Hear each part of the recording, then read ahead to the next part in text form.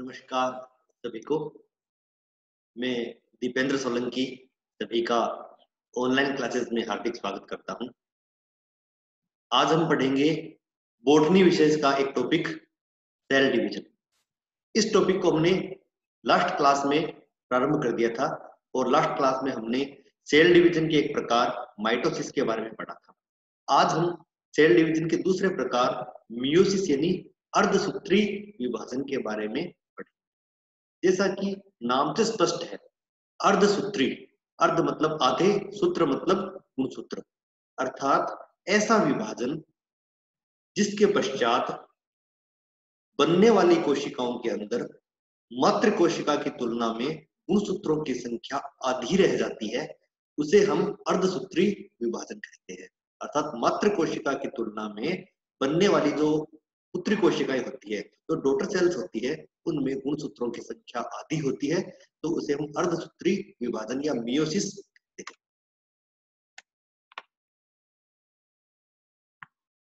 तो मियोसिस जो है एक विशेष प्रकार का सेल डिवीजन है, क्योंकि यह सामान्य कई कोशिकाओं में नहीं होता है। माइटोसिस या समसूत्री विभाजन जो हमने पढ़ा था, तब हमने देखा था कि कोशिकाएं जो है यह सामान्य रूप से कई कोशिकाएं जो है यह माइटोसिस के द्वारा विभाजित होती है।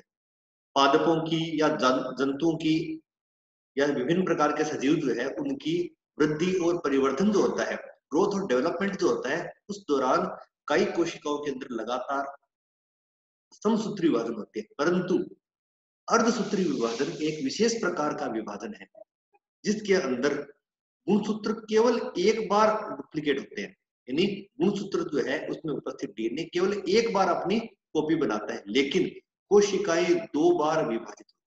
और इसी वजह से एक पेरेंटल सेल जो है, एक मातृ कोशिका जो है, उसमें विभाजन से चार पुत्री कोशिकाओं का या चार डॉटर सेल्स का निर्माण होता है। तो मियोसिस एक विशेष प्रकार का विभाजन है जिसमें एक सेल जो है डिवाइड होकर चार डॉटर सेल्स का निर्माण करती है और बनने वाली कोशिकाओं में गुणसूत्रों की संख्या जो है आधी रह जाती है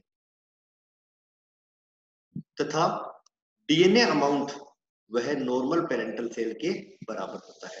तो इस प्रकार का जो विभाजन है यह मियोसिस या अर्धसूत्री विभाजन कहते हैं। चूंकि यहाँ पर डॉटर सेल्स में गुणसूत्रों की संख्या आधी रह जाती है, यानी गुणसूत्रों की संख्या में कमी आने की वजह से इसे हम रिडक्शनल डिवीजन भी कहते हैं। रिडक्शन यानी कमी आने वाला विभाजन।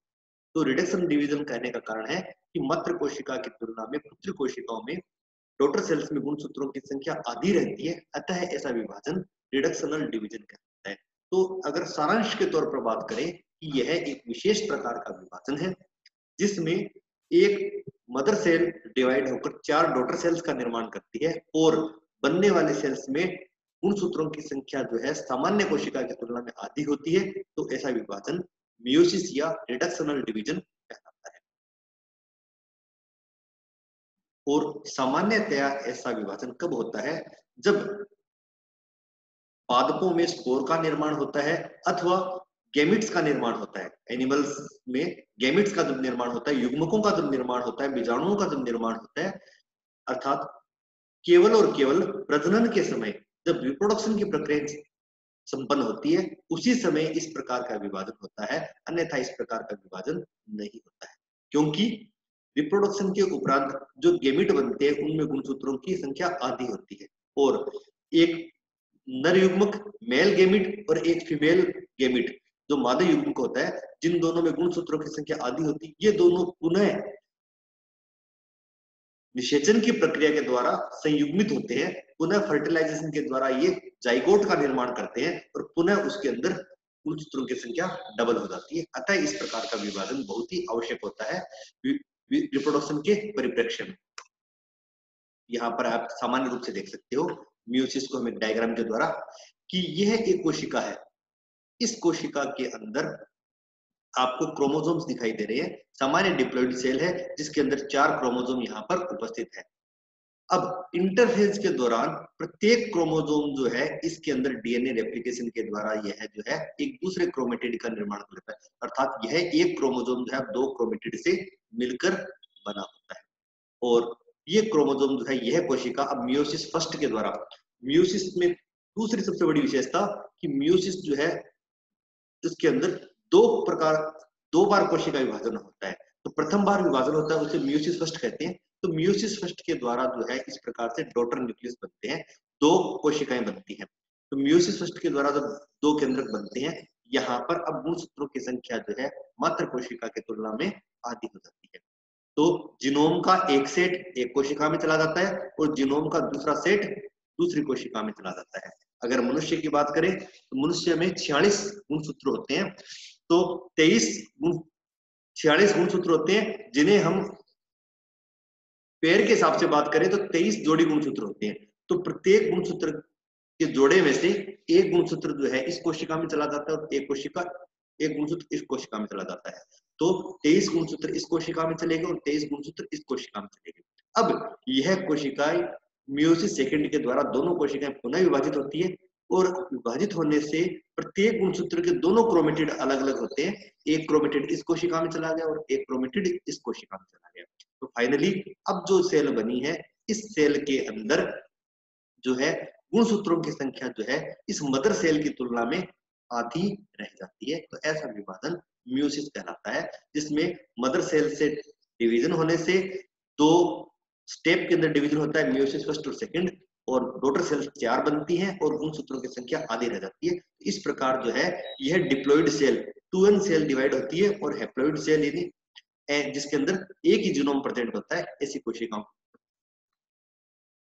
यहाँ पर थोड़ा और डिटेल में हम देखें तो आप मियोसिस और माइटोसिस दोनों में डिफरेंस कर लेते हैं। माइटोसिस आपने पढ़ा था, माइटोसिस जो है इसके अंदर डीएनए रेप्लिकेशन होता है, 2n जो है कोशिका डिप्लॉइड रहती है और विभाजन के उपरांत जो है दो डिप्लॉइड सेल का निर्माण करती है। लेकिन मियोसिस के अंदर यह डिप्लॉइड सेल जब डिवाइड होती है मियोसिस फर्स्ट के द्वारा, तो यहाँ पर दो हैप्लॉइड सेल्स बनती हैं और ये हैप्लॉइड सेल्स में पुनः विभाजन होता है तो 4 हैप्लॉइड सेल्स बनती है।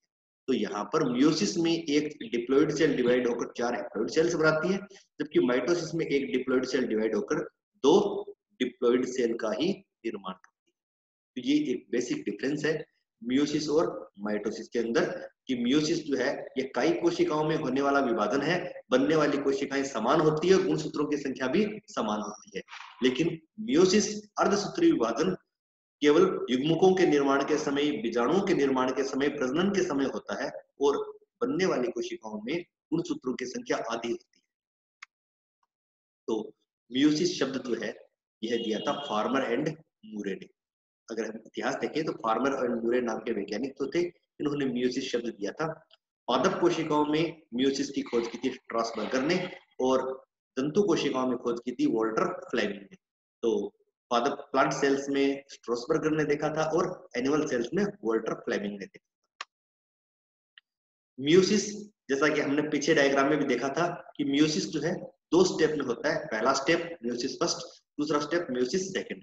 पहले स्टेप को हम रिडक्शन डिवीजन भी कहते हैं, क्योंकि हमने देखा था कि रिडक्शन डिवीजन इसलिए कहते हैं क्योंकि यहाँ पर गुणसूत्रों की संख्या आधी रह जाती है। बनने वाली डॉटर सेल्स जो है उसमें गुणसूत्रों की संख्या आधी रह जाती है और इसे हम हेटेरोटिपिक डिवीजन भी कहते हैं। हेटेरोटिपिक डिवीजन इसलिए कि मदर सेल्स की तुलना में गुणसूत्रों की संख्या में कमी आ गई है, तो कोशिकाएं जो है गुणसूत्रों की संख्या के हिसाब से मदर सेल से समान नहीं होती है। तो असमान कोशिकाओं की उत्पत्ति होने से इसे हेटेरोटिपिक डिवीजन भी कहते हैं। जबकि मियोसिस सेकंड जो है यह इक्वेशनल डिवीजन कहलाता है, क्योंकि बनने वाली डॉटर सेल्स जो है अब मदर सेल के समान होती है, तो इसलिए इसे होमोटिपिक डिवीजन भी कहते हैं और इसमें गुणसूत्रों की संख्या भी समान है, इसलिए इसे इक्वेशनल डिवीजन भी कहते हैं। यहाँ पर आप देख सकते हो, एक वापस डायग्राम से दिखा देता हूँ यहाँ पर, कि यहाँ पर ये जो डिवीजन है मियोसिस फर्स्ट, इसे हमने कह दिया रिडक्शनल डिवीजन, क्योंकि 2n से सेल बनने 1n सेल बनती है, जीनोम की कमी हो गई यहाँ पर, इसलिए रिडक्शनल डिवीजन कहते हैं। गुणसूत्रों की संख्या की दृष्टि से दोनों कोशिकाएं समान नहीं है, इसलिए इसे हेटेरोटिपिक भी कहते हैं। जबकि यह जो मियोसिस सेकंड होता है, मियोसिस सेकंड के दौरान गुणसूत्रों की संख्या समान रहती है, इसलिए इसे इक्वेशनल डिवीजन कहते हैं। तथा चूंकि गुणसूत्रों की संख्या समान है और एक जैसा स्ट्रक्चर दिखाई देती है, इसलिए इसे आइसोटिपिक या होमोटिपिक भी कहते हैं। यहाँ पर इसे पूरे मियोसिस को हम यहाँ पर इस डायग्राम के द्वारा देख सकते हैं कि कोशिकाएं जो है मियोसिस फर्स्ट के अंदर उसी प्रकार से माइटोसिस के समान prophase first, metaphase first, anaphase और टीलोफेज ये सारी प्रावस्थाएं पाई जाती है। इसी प्रकार मियोसिस सेकंड के अंदर भी प्रोफेज, मेटाफेज, एनाफेज और टीलोफेज ऐसी प्रावस्थाएं पाई जाती है और फाइनली 4 डॉटर सेल्स जो है यहाँ पर प्राप्त होती है। और इस पूरी प्रक्रिया को हम आगे और डिटेल के अंदर इस प्रकार से देखेंगे कि इन प्रक्रियाओं के अंदर क्या क्या प्रक्रियाएं संपन्न होती है। तो इस मियोसिस को हम एक आउटलाइन के द्वारा देख सकते हैं कि मियोसिस जो है यहाँ पर 2 चरणों में संपन्न होता है। पहला स्टेप है मियोसिस फर्स्ट और दूसरा स्टेप मियोसिस सेकंड। और माइटोसिस के समान ही इस मियोसिस में भी इंटरफेज और एम फेज पाई जाती है, उसी प्रकार से सेल साइकिल पाया जाता है। दोनों मियोसिस के अंदर सेल साइकिल जो है यह उपस्थित पाया जाता है। तो इंटरफेज जो है यह भी उपस्थित होती है और डिवीजन फेज जिसे हम एम फेज कहते हैं ये भी प्रेजेंट होती है। और यह एम फेज जो है ये 4 फेज से मिलकर बनी होती है, prophase first, metaphase first, anaphase first और टीलोफेज। और यहाँ पर भी मियोसिस सेकंड भी यहाँ पे इंटरफेज सेकंड और एम फेज सेकंड में डिवाइडेड होती है। और एम फेज के अंदर prophase second, metaphase second, anaphase second और टेलोफेज सेकंड होती है। तो ये पूरी मियोसिस है जो कि बहुत ही कॉम्प्लिकेटेड प्रोसेस है और बहुत ही प्रिसाइज प्रोसेस है। प्रिसाइज इसलिए कि बनने वाली डॉटर सेल्स जो है उसके अंदर गुणसूत्र जो है बिल्कुल आधी संख्या में पहुंचते हैं और किसी प्रकार से जो है इसमें कोई अव्यवस्था जो देखने को नहीं मिलती, इसलिए बहुत ही प्रिसाइज प्रोसेस है ये। शुरुआत करते हैं हम मियोसिस फर्स्ट की। तो जैसा कि हमने बात की थी, मियोसिस जो है फर्स्ट हो या मियोसिस सेकंड हो, दोनों के अंदर 2 प्रावस्थाएं होती है, इंटरफेज फर्स्ट और एम फेज। तो शुरुआत कर रहे हैं इंटरफेज फर्स्ट से। ये इंटरफेज फर्स्ट जो है माइटोसिस में जो हमने इंटरफेज पढ़ी थी उसी के बिल्कुल समान होती है। माइटोसिस में जो इंटरफेज पढ़ी थी उसके बिल्कुल समान है और यह भी G1, S और G2 स्टेजेस में डिवाइडेड होती है। G1 स्टेज, S स्टेज और G2 स्टेज जो माइटोसिस में थी उसी प्रकार से स्टेजेस यहाँ पर भी है। और जैसा कि हमने पढ़ा था कि G1 स्टेज जो है इसमें कोशिका की ग्रोथ होती है, S स्टेज जो है इसमें डीएनए का रेप्लिकेशन होता है और G2 स्टेज जो है इसमें सेल डिवीजन की वास्तविक तैयारियां होती हैं और स्पिंडल फॉर्मेशन आदि से रिलेटेड प्रोटीन और आरएनए का संश्लेषण होता है। यहाँ पर एक छोटा सा डायग्राम बनाया है मैंने, यहाँ पर यह डायग्राम बहुत काम आने वाला है क्लास में। डीएनए रेप्लिकेशन के दौरान जो है यहाँ पर उपस्थित कोशिका में उपस्थित जो क्रोमोसोम है जो कि क्रोमेटिन के रूप में पाए जाते हैं, ये जो है डीएनए रेप्लिकेशन के द्वारा अपनी प्रतिलिपि का निर्माण करते हैं। तो इस क्रोमोसोम की अगर हम बात करें तो इस क्रोमोसोम ने क्या किया है कि ये क्रोमोसोम था, इसने डीएनए रेप्लिकेशन के द्वारा अपनी सेम जो है कॉपी का निर्माण कर दिया। तो यह क्रोमोसोम जो है अब इस प्रकार से स्ट्रक्चर में कन्वर्ट हो जाता है जिसके अंदर यह एक क्रोमेटिड है और यहाँ पर ये दूसरा क्रोमेटिड है। तो डीएनए रेप्लिकेशन के उपरांत एक गुणसूत्र जो है इस एक गुणसूत्र के अंदर 2 क्रोमेटिड उपस्थित होते हैं और 2 क्रोमेटिड मिलकर एक गुणसूत्र का निर्माण करते हैं। इसी प्रकार दूसरे क्रोमोसोम की बात करें, यह गुणसूत्र भी डीएनए रेप्लिकेशन के द्वारा एक नए क्रोमेटिड का संश्लेषण कर देता है। अब जो यह क्रोमेटिड नया संश्लेषित हुआ है और एक क्रोमेटिड जो है यह पेरेंटल है, तो प्रत्येक गुणसूत्र के अंदर उपस्थित दोनों क्रोमेटिड में से एक पेरेंटल क्रोमेटिड होता है और दूसरा डीएनए रेप्लिकेशन के द्वारा संश्लेषित नया क्रोमेटिड होता है। तो कोशिका के अंदर जब गुणसूत्र प्रवेश करते हैं उस समय प्रत्येक गुणसूत्र जो है 2 क्रोमेटिड से मिलकर बना होता है, परंतु प्रोफेज जो है आदि पूर्व पहले की जो कुछ प्रावस्थाएं हैं वहां तक ये दोनों क्रोमेटिड जो है स्पष्ट नहीं होते हैं, आपस में एक दूसरे से जुड़े हुए होते हैं। ये दोनों क्रोमेटिड जो आगे चलकर स्पष्ट होते हैं। अब हम शुरू करते हैं मियोसिस फर्स्ट की। मियोसिस फर्स्ट जैसा कि हमने बात की थी, मियोसिस फर्स्ट जो है इसके अंदर इंटरफेज और एम फेज 2 प्रावस्थाएं थी। तो एम फेज जो है इसके अंदर prophase first, prophase, metaphase first, telophase first और एनाफेज फर्स्ट, ये 4 प्रावस्थाएं यहाँ पर पाई जाती है जिनकी सीक्वेंस पहले प्रोफेज, फिर मेटाफेज, फिर एनाफेज और टीलोफेज पाई जाती है। लेकिन यहाँ पर मियोसिस का अगला सबसे महत्वपूर्ण लक्षण ये है कि मियोसिस फर्स्ट की प्रोफेज फर्स्ट जो है यह 5 सब स्टेजेस में डिवाइडेड होती है, 5 फेज इसके अंदर और पाई जाती है। तो इन 5 स्टेजेस का क्रम है लेप्टोटिन, जाइगोटिन, पेकाइटिन, डिप्लोटिन और डायकाइनेसिस। ये 5 प्रावस्थाएं जो हैं इन 5 प्रावस्थाओं से मिलकर प्रोफेज फर्स्ट बनती है जो कि इस मियोसिस का सबसे महत्वपूर्ण लक्षण है, क्योंकि इन 5 प्रावस्थाओं से होकर जब कोशिका गुजरती है तब उस कोशिका के अंदर उपस्थित जो जेनेटिक मटेरियल है, उस जेनेटिक मटेरियल के द्वारा अपने भागों का आदान प्रदान किया जाता है। इस जेनेटिक मटेरियल के जो पार्ट्स है उनका एक्सचेंज होता है और नए कॉम्बिनेशन बनते हैं। यानी एक क्रोमोसोम का पार्ट इससे हटता है, दूसरे क्रोमोसोम में जाकर जुड़ता है, दूसरे क्रोमोसोम पार्ट किसी और में जुड़ता है, तो इस प्रकार नए कॉम्बिनेशन बनते हैं और इसीलिए बनने वाली संततियों में माता पिता के अलावा भी कुछ नए लक्षण देखने को मिलते हैं, कुछ विभिन्नताएं देखने को मिलती है, वेरिएशंस देखने को मिलती है।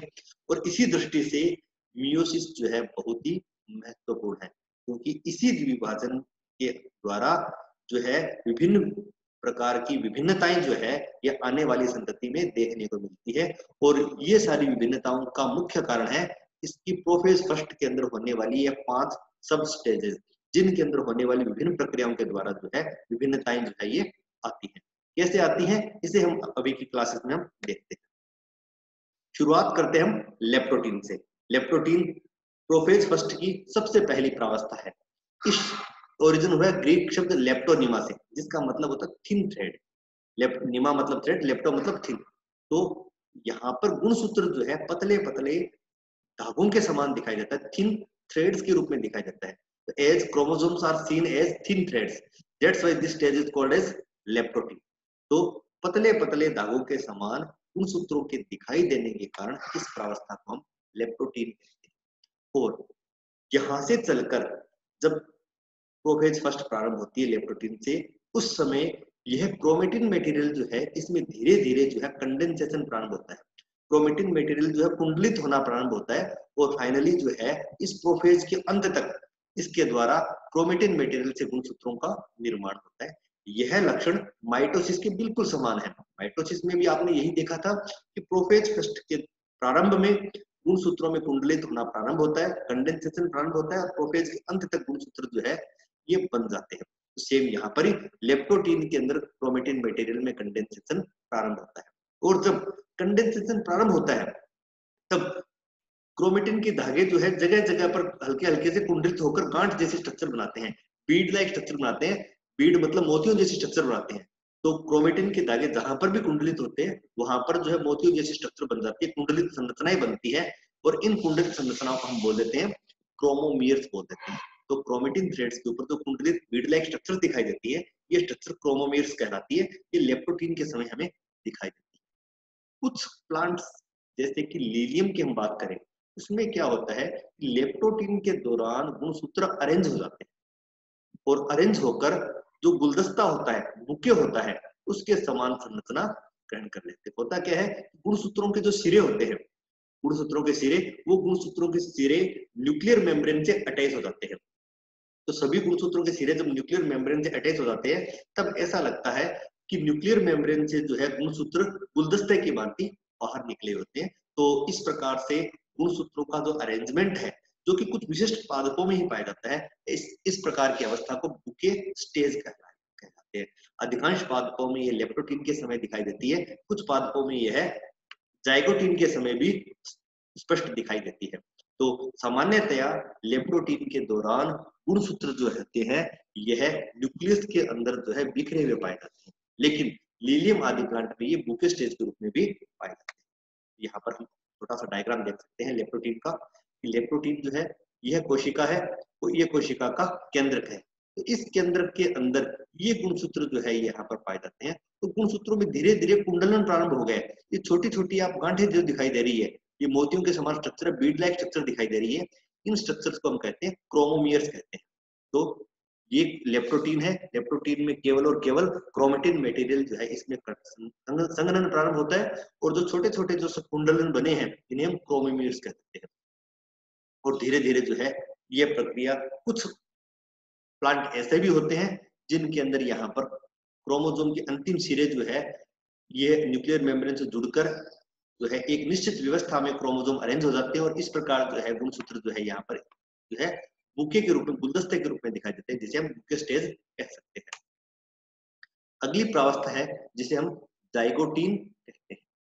जाइगो का मतलब होता है सिनेप्सिस बनना, जुड़ना।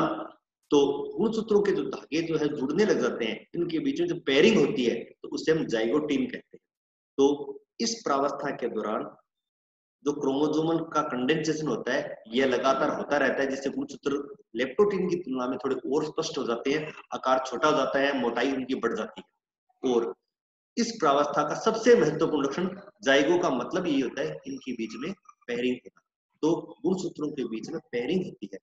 पेयरिंग किन के बीच में होती है कि कोशिका के अंदर उपस्थित जितने भी गुणसूत्र होते हैं उसके अंदर दो गुणसूत्र जो है वो समान आकार आकृति के होते हैं और जिनके ऊपर जीन का अरेंजमेंट भी समान होता है, ऐसे गुणसूत्र होमोलोगस क्रोमोसोम कहलाते हैं। तो होमोलोगस क्रोमोसोम जो है इनके बीच में पेयरिंग होती है। तो प्रत्येक दो गुणसूत्र जो है ये आपस में जुड़कर पेयरिंग कर लेते हैं, जिस प्रक्रिया को हम सिनेप्सिस कहते हैं। तो न्यूक्लियस के अंदर जो है प्रत्येक दो गुणसूत्र जो है पेयरिंग कर लेते हैं और गुणसूत्रों के जोड़े बन जाते हैं।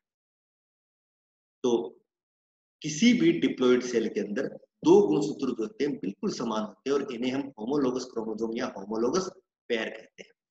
और इस पेयर के दोनों गुणसूत्र आकार में, आकृति में और उनके ऊपर गुणसूत्र जीन का अरेंजमेंट जो है, विन्यास जो है ये समान होता है। तो ऐसे क्रोमोसोम होमोलोगस क्रोमोसोम कहलाते हैं।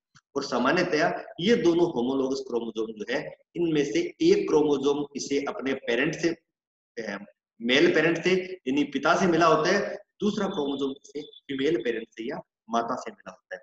तो किसी भी कोशिकाओं में उपस्थित होमोलोगस पेयर के दोनों क्रोमोसोम एक तो मेल पेरेंट से आता है और दूसरा फीमेल पेरेंट से आता है, एक माता से आता है और एक पिता से प्राप्त होता है। इन दोनों के बीच में जाइगोट के दौरान पेयरिंग और और इस पेयर के दोनों क्रोमोसोम जो है जब एक साथ आ जाते हैं तो इसे हम बाईवेलेंट क्रोमोसोम कहते हैं। यानी होमोलोगस पेयर जो है, होमोलोगस पेयर के दोनों क्रोमोसोम को संयुक्त रूप से हम बाईवेलेंट क्रोमोसोम कहते हैं। तो यहाँ पर आप देख सकते हो कि क्या हो रहा है कि ये जो कोशिका है इस कोशिका के अंदर केंद्र का है, तो केंद्र के अंदर यह गुणसूत्र है एक जो आपको ऑरेंज कलर से दिखाई दे रहा है, ये आपको ब्लू कलर से दिखाई दे रहा है। ये दोनों गुणसूत्र जो है इन दोनों के बीच में पेयरिंग हुई है। दोनों गुणसूत्र समान आकार और आकृति के हैं। यहाँ पर दूसरा जोड़ा देख सकते हो, ये ऑरेंज है और ये ब्लू है, इन दोनों के बीच में फिर पेयरिंग हुई है। तो इस प्रकार जो है ये एक गुणसूत्र, ये दूसरा गुणसूत्र, इन दोनों को हम कह देते हैं बाईवेलेंट कह देते हैं। और ये तीसरा पेयर है। तो इस प्रकार एक पेयर, दो पेयर, तीन पेयर यहाँ पर बन जाते हैं। तो होमोलोगस क्रोमोसोम जो है अपने बीच में पेयरिंग कर लेते हैं। यहाँ पर आप देख पा रहे हो कि इस गुणसूत्र के दोनों क्रोमेटिड स्पष्ट है। सामान्यतया जाइगोटिन के दौरान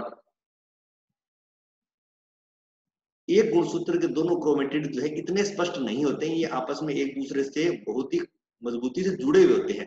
तो सामान्यतः दोनों क्रोमेटिड यहाँ पर स्पष्ट नहीं होते हैं। ये गुणसूत्र जो एक आरेखीय डायग्राम है और इस आरेखीय डायग्राम हमने समझाने के लिए बनाया है कि ये गुणसूत्र के दोनों क्रोमेटिड हमने स्पष्ट कर दिए, लेकिन सामान्यतया इस गुणसूत्र के दोनों क्रोमेटिड स्पष्ट नहीं दिखाई देते हैं। तो हमें यह गुणसूत्र जो है, एक ही गुणसूत्र जो है दिखाई देता है, क्रोमेटिड स्पष्ट नहीं होते हैं। अब इन दोनों क्रोमोसोम के बीच में जो होमोलोगस क्रोमोसोम है, एक ये और दूसरा ये, इनके बीच में जो पेयरिंग होती है, इस पेयरिंग के दौरान इन दोनों गुणसूत्रों के बीच में एक प्रोटीन से बना हुआ कॉम्प्लेक्स बनता है। प्रोटीन जो है ये एक विशिष्ट संरचना में जुड़कर एक कॉम्प्लेक्स बनाते हैं जिसे सिनेप्टोनिमल कॉम्प्लेक्स कहते हैं। और इस सिनेप्टोनिमल कॉम्प्लेक्स के द्वारा ही इन होमोलोगस क्रोमोसोम के बीच में पेयरिंग का कार्य संपन्न होता है। जाइगोटिन प्रावस्था का मुख्य लक्षण यही है कि होमोलोगस क्रोमोसोम के बीच में पेयरिंग होती है। अगली प्रावस्था है पेकाइटिन। पेकाइटिन जो है इसके दौरान गुणसूत्र थोड़ा और छोटे हो जाते हैं, थोड़े और मोटे हो जाते हैं, क्योंकि संघनन जो है अभी तक यहाँ पर जारी है, क्रोमोसोम लगातार कंडेंस होते रहते हैं। अब इस प्रावस्था की सबसे बड़ी खास बात क्या होती है कि जाइगोटिन के अंदर तो क्रोमेटिड स्पष्ट नहीं थे, लेकिन इस प्रावस्था में एक क्रोमोसोम के दोनों क्रोमेटिड जो है बिल्कुल स्पष्ट दिखाई देने लग जाते हैं।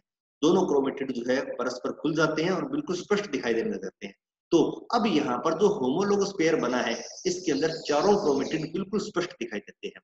यानी होमोलोगस क्रोमोसोम का पेयर जो है इसके अंदर चार क्रोमेटिड जो बिल्कुल स्पष्ट रूप से दिखाई देते हैं। और इन चार क्रोमेटिड की प्रेजेंस को ही हम टेट्राड स्टेज कहते हैं। यानी चार क्रोमेटिड जो है स्पष्ट रूप से दिखाई देना, ऐसी प्रावस्था कहलाती है, टेट्राड स्टेज कहलाती है। और यहाँ पर दो टर्म हमारे लिए समझने के लिए बहुत इंपॉर्टेंट है, सिस्टर क्रोमेटिड्स और नॉन सिस्टर क्रोमेटिड। अब यहाँ पर जो एक गुणसूत्र है, एक गुणसूत्र के दोनों क्रोमेटिड सिस्टर क्रोमेटिड कहलाते हैं, जबकि अलग अलग गुणसूत्रों के क्रोमेटिड ये नॉन सिस्टर क्रोमेटिड कहलाते हैं। समझने का मतलब क्या है कि किसी भी गुणसूत्र के दोनों क्रोमेटिड, एक गुणसूत्र दो क्रोमेटिड से मिलकर बना होता है, तो गुणसूत्र के दोनों क्रोमेटिड जो है परस्पर सिस्टर क्रोमेटिड कहलाते हैं, लेकिन अलग अलग गुणसूत्रों के जो क्रोमेटिड है वो नॉन सिस्टर क्रोमेटिड कहलाते हैं। यहाँ पर हम थोड़ा और डायग्राम से और देख लेते हैं। यहाँ पर आप शुरुआत की कंडीशन देखते हैं। कोशिका जब सामान्य अवस्था में होती है उस समय यह एक गुणसूत्र है, ये दूसरा गुणसूत्र है, ये दोनों गुणसूत्र समान आकार और आकृति के हैं, ये होमोलोगस क्रोमोसोम्स कहलाते हैं। अब एस फेज के दौरान जब डीएनए रेप्लिकेशन हुआ था, इंटरफेज पढ़ी थी हमने, इंटरफेज की एस फेज में जब रेप्लिकेशन होता है उस समय प्रत्येक गुणसूत्र जो है इसके द्वारा एक नए क्रोमेटिड का संश्लेषण किया जाता है। तो यहाँ पर एक क्रोमेटिड जो है यह पेरेंटल होता है, मातृ कोशिका से प्राप्त होता है, जबकि दूसरे क्रोमेटिड का संश्लेषण होता है, ये नया संश्लेषित होता है। सेम इसी प्रकार इसी क्रोमोसोम में भी एक क्रोमेटिड जो है ये मदर सेल से और दूसरा क्रोमोसोम जो है ये नया संश्लेषित है। तो यहाँ पर आप देखिएगा इस गुणसूत्र के दोनों क्रोमेटिड, ये क्रोमेटिड और ये क्रोमेटिड, ये दोनों सिस्टर क्रोमेटिड कहलाते हैं, जबकि इस गुणसूत्र के लिए इसके दोनों क्रोमेटिड जो है ये सिस्टर क्रोमेटिड कहलाते हैं। लेकिन इस गुणसूत्र का एक क्रोमेटिड और इस गुणसूत्र का ये क्रोमेटिड, ये दोनों नॉन सिस्टर क्रोमेटिड कहलाते हैं।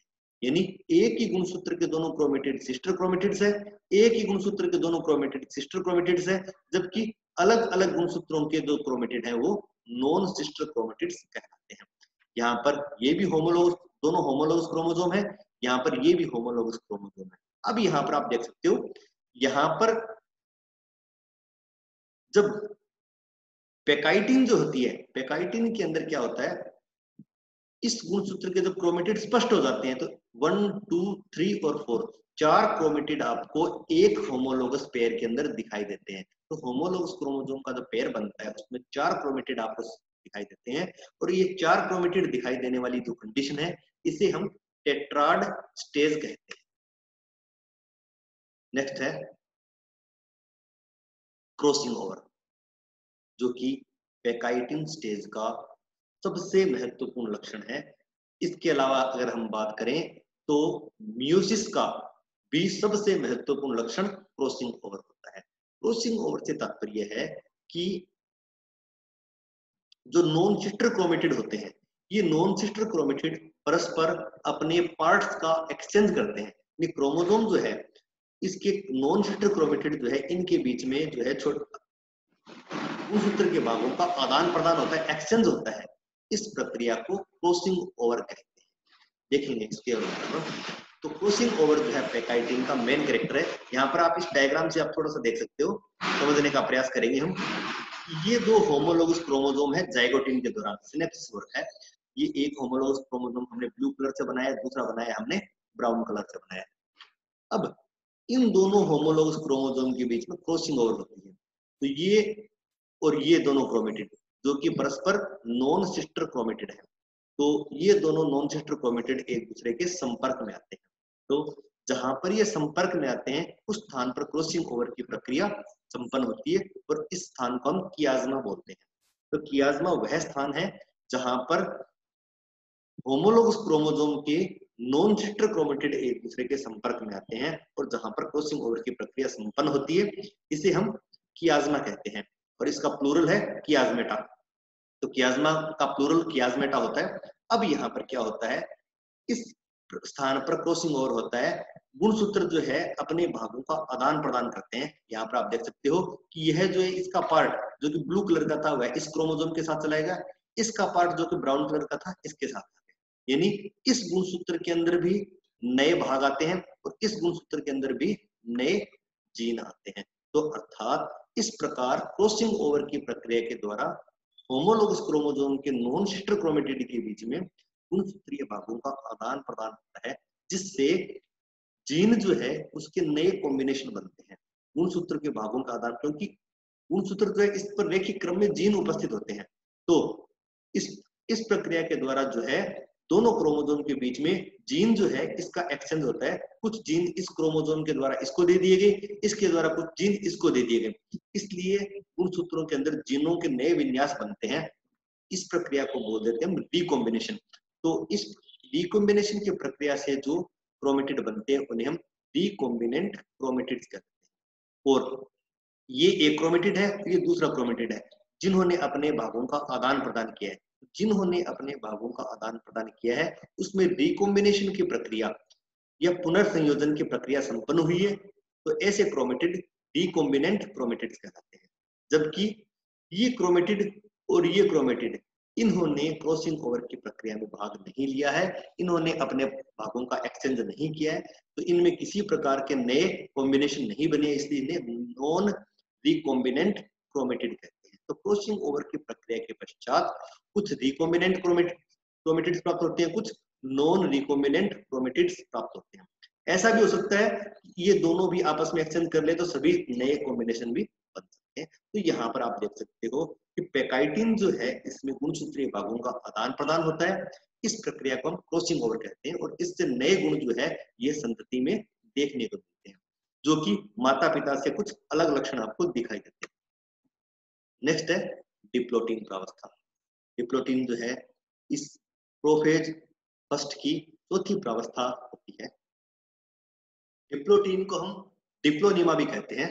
डिप्लो का मतलब टू, तो यहाँ पर दो थ्रेड दिखाई देते, ग्रीक मीनिंग है इसका कि दो थ्रेड की उपस्थिति, टू थ्रेड्स जो है, तो यहाँ पर टू थ्रेड्स इसलिए कह सकते हैं क्योंकि दोनों क्रोमोसोम जो है होमोलोगस क्रोमोसोम अब सेपरेट होना प्रारंभ कर देते हैं। जाइगोटीन के अंदर इनके बीच में पेयरिंग हुई थी, डिप्लोटीन में ये वो पुनः सेपरेट होने लग जाते हैं। तो पुनः सेपरेट होने की प्रक्रिया और एक दूसरे से दूर जाने की प्रक्रिया जो है, इस वजह से जो है इस प्रक्रिया को हम डिप्लोटीन कहते हैं। और जब ये गुणसूत्र एक दूसरे से दूर मूव करते हैं उस समय उस स्थान पर जो जहां पर क्रॉसिंग ओवर हुआ था उस स्थान पर क्रियाजमेटा जो है दिखाई देने लग जाते हैं। हालांकि पेकाइटिन के दौरान क्रॉसिंग ओवर हुआ था और क्रॉसिंग ओवर के उपरांत कियाजमेटा का फॉर्मेशन पेकाइटिन में हो गया था, लेकिन दोनों क्रोमोसोम के बीच में चूंकि सिनेप्सिस थी, दोनों क्रोमोसोम एक दूसरे से सघनता से जुड़े हुए थे, इसलिए उस स्थान पर क्रॉसिंग ओवर वाले स्थान पर कियाजमेटा अपीयर नहीं हो रहे थे, कियाजमेटा दिखाई नहीं दे रहे थे। तो डिप्लोटीन वह स्टेज है जहां पर सबसे पहले कियाजमेटा दिखाई देते हैं, जहां पर क्रॉसिंग ओवर की प्रक्रिया संपन्न हुई थी। इस डिप्लोजीन के दौरान एक प्रक्रिया और प्रारंभ हो जाती है कि ये दो गुणसूत्र जो है, जब ये गुणसूत्र एक गुणसूत्र, ये दूसरा गुणसूत्र है, इन दोनों के बीच में यहाँ पर इस प्रकार से एक्स शेप स्ट्रक्चर, कियाज्मा का मतलब होता है एक्स के आकार की संरचना, तो दोनों क्रोमेटिड के बीच में इस प्रकार एक्स जैसी स्ट्रक्चर दिखाई देती है, ये हमें स्पष्ट रूप से दिखाई देने लग जाती है। और जब ये दोनों गुणसूत्र, ये गुणसूत्र, ये गुणसूत्र दोनों एक दूसरे से दूर दूर जाते हैं, तो इस कियाज्मेटा का मूवमेंट जो धीरे धीरे जो है इसके केंद्र की तरफ, जो सेंट्रोमियर है, सेंट्रोमियर से गुणसूत्रों के अंतिम सिरे जो टर्मिनल एंड है उसकी तरफ होने लग जाते हैं। तो गुणसूत्रों के एक दूसरे से अलग अलग होने के कारण कियाज्मेटा का सेंट्रोमियर से टर्मिनल एंड की तरफ मूवमेंट जो है यह टर्मिनलाइजेशन की प्रक्रिया या उपांति भवन की प्रक्रिया कहलाती है। तो यह उपांति भवन की प्रक्रिया, टर्मिनलाइजेशन की प्रक्रिया जो है डिप्लोटीन में प्रारंभ होती है, इस प्रक्रिया का प्रारंभ इस अवस्था में हो जाता है। इसके साथ साथ जो कि प्रोफेज अवस्था का मुख्य लक्षण है कि यहाँ पर केंद्रक विलुप्त होता है। यहाँ पर आप केंद्रक जो है इसके चारों तरफ केंद्रक झिल्ली देख सकते हो, यहाँ पर केंद्रक विलुप्त होता है क्योंकि इसकी न्यूक्लियर मेम्ब्रेन और न्यूक्लियोलस जो है धीरे धीरे डीजनरेट होना स्टार्ट हो जाती है। सामान्यतया डिप्लोटीन के दौरान ही इस झिल्ली का डीजनरेशन स्टार्ट हो जाता है, केंद्रक विलुप्त होना प्रारंभ हो जाता है। नेक्स्ट स्टेज है डायकाइनेसिस। डायकाइनेसिस जो है इसमें टर्मिनलाइजेशन की प्रक्रिया पूर्ण हो जाती है। पूर्ण होने का मतलब कियाज्मेटा जो है अब फाइनली गुणसूत्रों के अंतिम सिरों पर आ जाते हैं। आप यहाँ पर देख सकते हो ये कियाज्मेटा जो था ये दोनों गुणसूत्रों के अंतिम सिरों पर आ जाते हैं, लेकिन इन दोनों होमोलोगस क्रोमोसोम के अंतिम सिरे अभी भी जुड़े हुए होते हैं। यानी कहने का तात्पर्य ये है कि दोनों गुणसूत्र जो है होमोलोगस पेयर के दोनों क्रोमोसोम कभी भी पृथक नहीं होते, ये हमेशा साथ साथ रहते हैं, लेकिन ये आपस में अंतिम सिरों से जुड़े हुए होते हैं। तो टर्मिनलाइजेशन की प्रक्रिया यहाँ पर कंप्लीट है, गुणसूत्र अंतिम सिरों से जुड़े हुए हैं। फाइनली जो है न्यूक्लियर मेम्ब्रेन और न्यूक्लियोलस जो है ये डिसअपीयर हो जाते हैं और स्पिंडल फॉर्मेशन जो है यह प्रारंभ हो जाता है। ये डायकाइनेसिस के द्वारा होने वाली विभिन्न स्टेप है। यहाँ पर हम प्रोफेज फर्स्ट को शॉर्ट के अंदर देख सकते हैं। प्रोफेज फर्स्ट के अंदर जो है गुणसूत्र जो है धागों के समान दिखाई देते हैं, क्रोमोमीर्स अपेयर होने लग जाते हैं। जाइगोटीन में गुणसूत्रों के बीच में पेयरिंग होती है, होमोलोगस क्रोमोसोम जो है एक दूसरे के साथ पेयरिंग कर लेते हैं, सिनोप्टोनिमल कॉम्प्लेक्स इनके बीच में बनते हैं। पेकाइटिन जो है इसके अंदर गुणसूत्र थोड़े और छोटे हो जाते हैं, यहाँ पर आप देखिए गुणसूत्र बड़े थे, ये धीरे धीरे और भी छोटे हो गए हैं, और ये पेकाइटिन के दौरान क्रॉसिंग ओवर की प्रक्रिया के द्वारा अपने भागों का आदान प्रदान भी करते हैं। डिप्लोटीन के अंदर ये एक दूसरे गुणसूत्र एक दूसरे को प्रतिकर्षित करते हैं, और आपको यहाँ पर इस प्रकार से कियाजमेटा जो है दिखाई देने लग जाती है। यहाँ पर आपको कियाजमेटा स्पष्ट दिखाई देते हैं। डायकाइनेसिस में टर्मिनलाइजेशन की प्रक्रिया पूर्ण हो जाती है, गुणसूत्रों के अंतिम सिरे जुड़े होते हैं, और यह कोशिका की स्थिति होती है। इस समय यहाँ पर प्रोफेज फर्स्ट की प्रक्रिया जो है ये कंप्लीट हो सकती है। तो आज की क्लास में हमने देखा कि मियोसिस की प्रोफेज फर्स्ट जो है यह किस प्रकार से संपन्न होती है, जो कि सबसे महत्वपूर्ण प्रक्रिया थी और जिसके अंदर क्रॉसिंग ओवर की प्रक्रिया संपन्न होती है।